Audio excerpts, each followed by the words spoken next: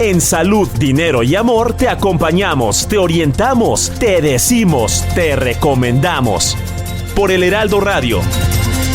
La materia. Muy buenas noches, Ernesto. Qué gusto saludarte. Siempre feliz aquí con ustedes. Muy buenas noches. Vaya que este sector no deja de darnos noticias, buenas noticias, preocupaciones, y aquí estamos siempre para comentarlo. Muchas gracias, Ernesto. Oye, ¿cómo estás viendo el registro y el avance tecnológico a la vez? El registro, bueno, pues preocupado porque hay en el país al cierre del 2025 161.7 millones de líneas celulares, o sea, más líneas que personas en el país, que ya sabemos las usamos para estudiar, trabajar, e-commerce, para ligar, para streaming de audio y video, etcétera. Y este registro, bueno, pues va muy lento, y nos dice la autoridad regulatoria, si para el 30 de junio no has vinculado, le llaman ellos, vinculado tu CURP, tu dato oficial a tu línea telefónica, te vamos a bloquear el servicio. No te vamos a cancelar la línea, te vamos a suspender el servicio comercial. Te dejamos llamadas de emergencia, ambulancias, a bomberos, a policías, pero ya no vas a poder hacer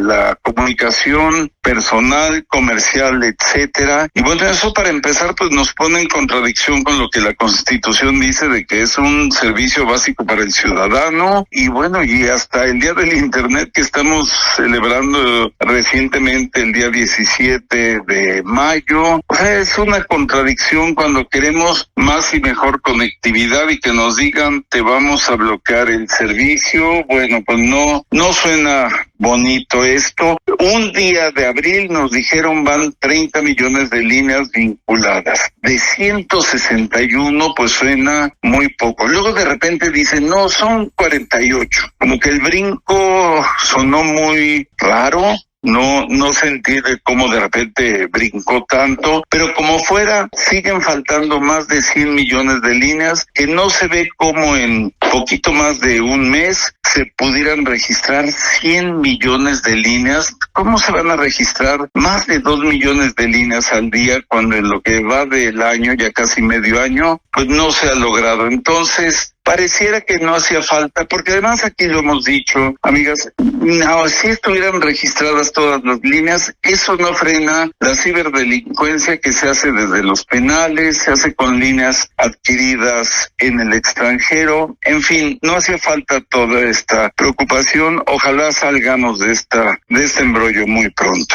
Muy buenas noches, Ernesto. Te saluda Romina Román, y como bien dices, no hay plazo que no se cumpla. Estamos más o menos a mes y medio. El avance es muy poco. Yo considero que de algún modo hay que tratar de combatir la extorsión y la inseguridad. No estoy segura que esa sea la medida adecuada. Sin embargo, ¿qué se va a hacer de aquí a mes y medio si no se registran todas estas líneas que faltan, que son muchísimas? ¿Se va a dar? ¿Qué estás previendo tú? Obviamente una prórroga, o sería una locura que se bloquearan estas líneas. ¿Qué es lo que estarías anticipando? Querida Romina, la autoridad ha sido muy enfática, prácticamente todos los días ha dicho no va a haber prórroga. Y yo les creo, han sido muy enfáticos al respecto, porque para la prórroga no sería solo un plumazo de la autoridad, porque está escrito en una ley que el 30 de junio se tiene que aplicar esta disposición, se tendría que pasar por el Congreso esta prórroga. O sea, no es nada más una disposición de la Comisión Reguladora de Telecomunicaciones. Se habla incluso de que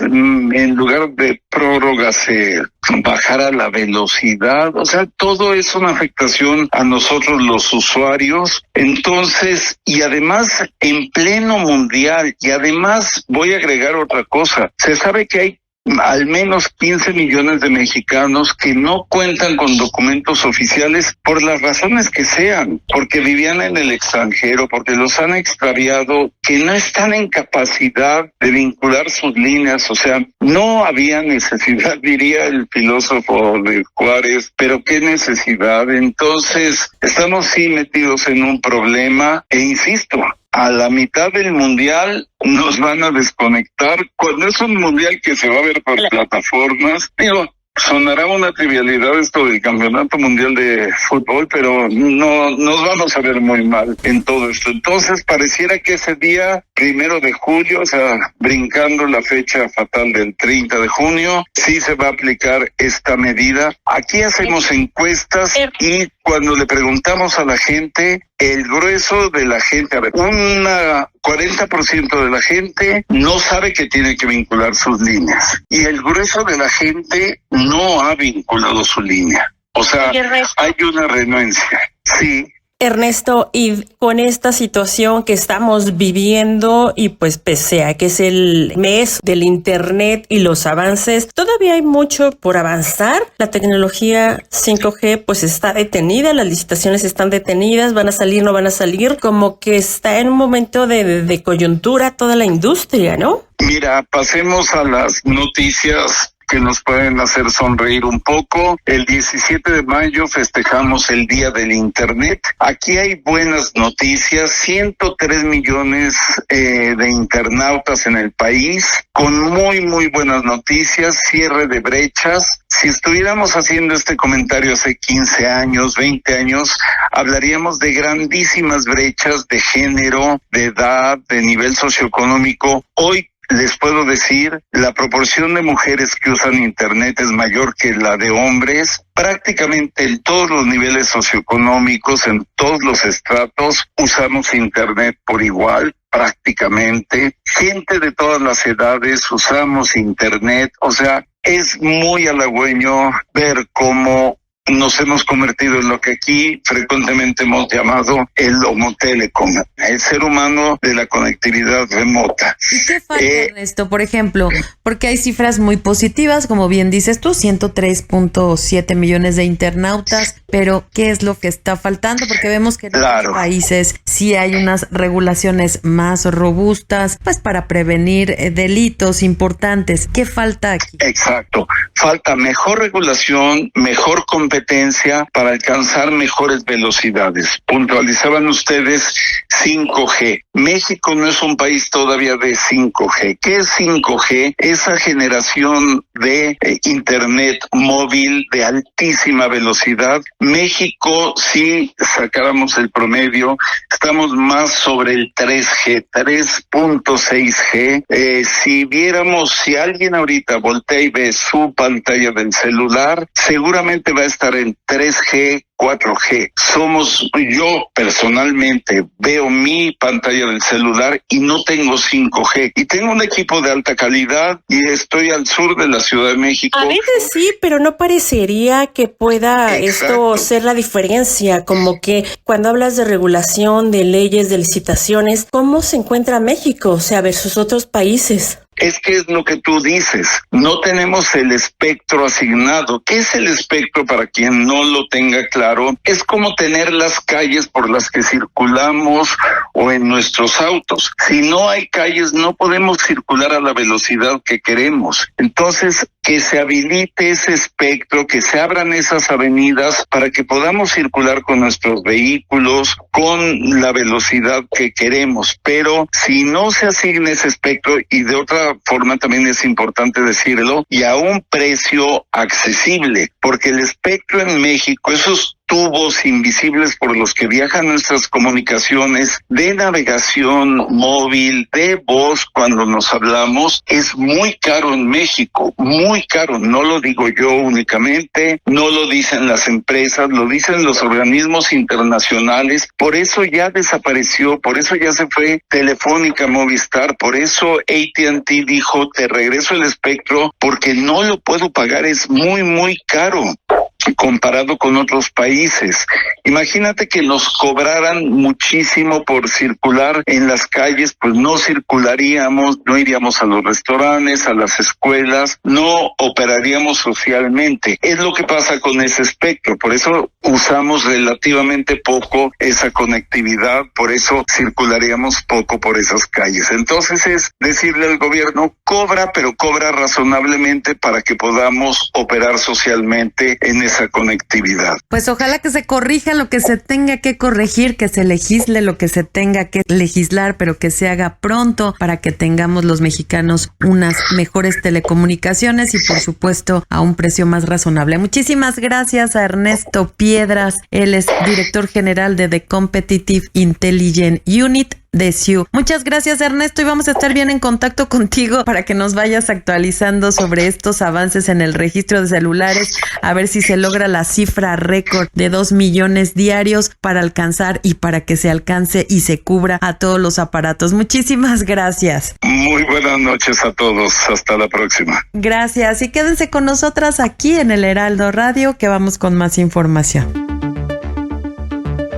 Los negocios en salud, dinero y amor.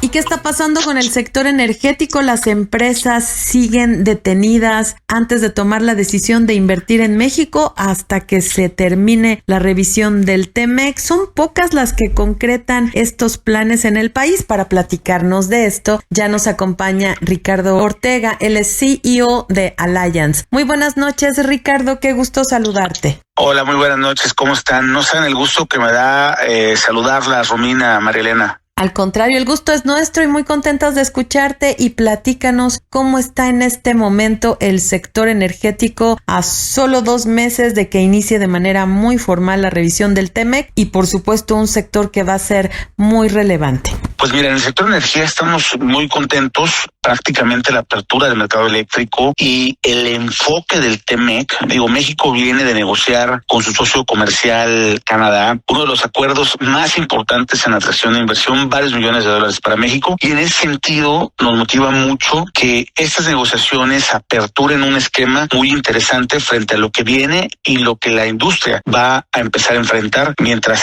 como bien lo mencionan ustedes, se renegocia este tratado. Ricardo, muy buenas noches, te saluda Marilena Vega. Oye, bajo este planteamiento que nos haces, ¿cómo ves la posición de los inversionistas en el sector energético? Pues miren, hay un esquema muy importante, hay una pregunta clave que nosotros entendemos. A ver, y en ese sentido la respuesta frente a los inversionistas para toda la audiencia, dicho de manera muy clara, es que realmente el nearshoring nos ha reposicionado a México como un lugar estratégico. O sea, si hoy se habla de un lugar para tener prácticamente ese trasiego de mercancías hacia los Estados Unidos, es México, y eso nos ha mantenido hacia una tendencia creciente. De hecho, vemos a la presidenta, entre todos los temas que maneja, la vemos contenta con el trabajo del equipo de negociadores mexicanos que están entablando esta apertura para empezar a negociar el TEMEC. Ricardo, pero ustedes tienen estudios y cifras bien preocupantes en donde dicen que el 94% de las empresas mexicanas podrían quedar fuera de la integración dentro de esta revisión del TEMEC. ¿Por qué están ustedes previendo todo esto? Mira, aquí sí quiero ser muy claro, no se trata de una percepción o una evaluación, sino es prácticamente una respuesta a la condición operativa de lo que hoy entendemos de que la gran mayoría puede quedarse fuera del radar de los grandes C-level globales. No hablo de falta de talento, sino por la falta de estructura que hoy se vive en esta renegociación. Hablamos que el 94% de la industria puede quedar invisible, e indistintamente de esta renegociación, pues estas empresas no podrían participar de lo que es el Tratado de Libre Comercio, simple y sencillamente por no poder responder una sencilla pregunta que es clave de esta nueva economía, que es si las empresas pueden demostrar con evidencia auditable el origen de cuál es el origen de cada componente de su producto. Ricardo, esta situación es alarmante. ¿Se podría hacer algo previo en el inter de la revisión del TEMEC para que verdaderamente más empresas del sector energético puedan incluirse? Pues mira, esto realmente es un desafío que impacta realmente la capacidad operativa real de las empresas mexicanas. Ahora, súmale a esto la presión que tenemos en el sistema eléctrico nacional, súmale el entorno de esta ventaja competitiva que se están enfrentando. Realmente creo que la solución está en poder enfocar y poder salir de esta paradoja en donde el nearshoring sí genera oportunidad de ingresos, pero hay una ineficiencia operativa en cómo capturas este valor, cómo lo eficientas y cómo logras que las empresas mexicanas estén al nivel, al estándar de las negociaciones que hoy México está participando y que, como bien mencionas, concluyen en 2 meses, pero el 28 de este mes se sientan las delegaciones a iniciar estas negociaciones y es donde estará la pregunta clave, fuera de todo el demás contexto que el Tratado de Libre Comercio conlleva. Y entonces, ¿qué van a hacer, Ricardo? Porque faltan 2 meses para que inicie de manera formal la revisión y el 94 desafortunadamente no cuenta con los procesos de adaptación, de certificación. O sea, ¿se van a quedar fuera? ¿Están condenados a esto? Porque no veo que haya el suficiente tiempo para que alcancen a meterse. Pues mira, realmente la integración de una empresa, una cadena global, pues no se construye en 2 meses. Se requiere tiempo, inversión, rediseño de procesos, y pensar que eso se va a resolver con relaciones o visibilidad realmente es un error. México necesita un esquema, un programa donde las empresas puedan y deban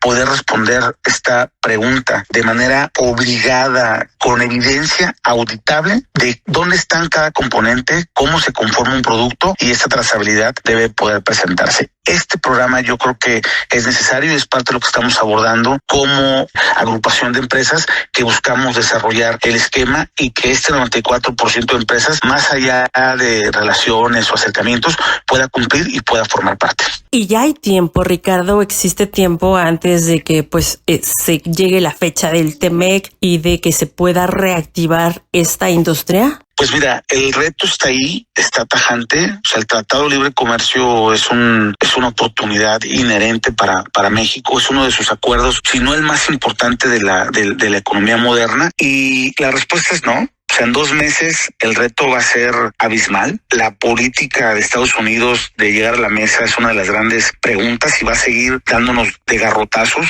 o bien en esta oportunidad de este contexto que México ha logrado grandes acuerdos con el otro socio comercial de Canadá, es donde México tiene que apuntalar y poder establecer un programa, cueste el tiempo que cueste, para poder lograr que las empresas puedan tener esa trazabilidad. ¿Y cuál es el potencial de inversión en el sector energético, Ricardo, tanto de empresas nacionales como extranjeras en el país? Hay 2 puntos clave que el Tratado de Libre Comercio realmente dejan claro en esta renegociación que se tiene que hacer, y tiene que ver totalmente con la pregunta que me haces. El primer punto clave, estamos hablando de esa dependencia alimenticia, cuando México tiene un gran talento, una gran capacidad en el tema agro, que México tiene que sacar adelante. Y del tema energético, por supuesto que la oportunidad de inversión, hablamos de más de 632 mil billones de dólares de inversión que México puede captar si se reconfigura, que México debe de enfocarse. El gran tema es cómo México va a lograr que sus cadenas productivas participen de esta inversión. Y en estos casos se puede hablar del tema del nearshoring, que parece ser quedó descartado. Yo creo que la presión que ha hecho Estados Unidos y los inversionistas lo están notando bastante bien, y esa es una preocupación que la audiencia debe tener muy claro. El Tratado de Libre Comercio se va a renegociar frente a un esquema de presión, y sobre todo donde México no puede quedar como la bodega del mundo, sino que tiene que aprovechar estas inversiones y realmente integrarlas para beneficio de toda la cadena de valor, que es como realmente impacta y mejora la economía de nuestro país. En el caso del anuncio que hizo hace unos días la presidenta Claudia Sheinbaum sobre este tema de la mayor apertura al sector privado en temas específicamente de electricidad, ¿serán alcanzables, se concretarán o solo quedarán en buenos deseos, Ricardo? Pues mira, aquí lo que